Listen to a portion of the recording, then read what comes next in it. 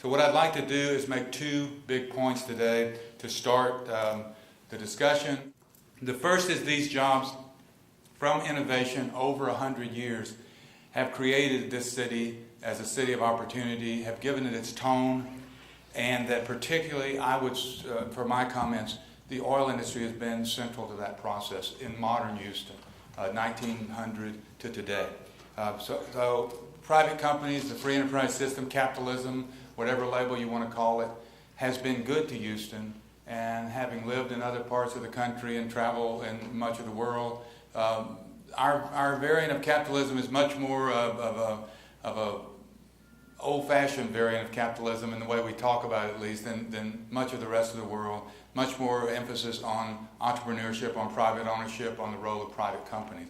And certainly that has been true in our city. The oil industry and the health industry, which I know a little about, have pushed and created essentially whole new generations of jobs, of different kind of jobs, through innovation, requiring the needs for different kind of training. And that gets to my second point. When we talk about innovation particularly, and even entrepreneurship, if we think of it as a management professor, which I am in half my life at the University of Houston, we'll normally go to the private sector and we'll say innovation in the way that a management professor understands it.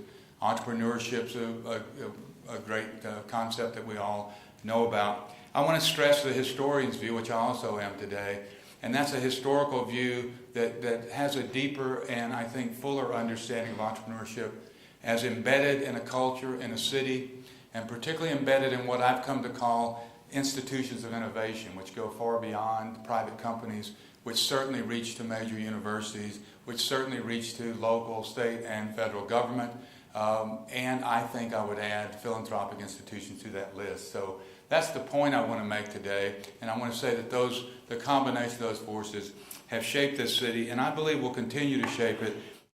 I'm a real believer in the long-term future of oil and gas in our region, and I think my comments will suggest why. I'm also a believer in alternatives to oil, and I don't think the two are incompatible.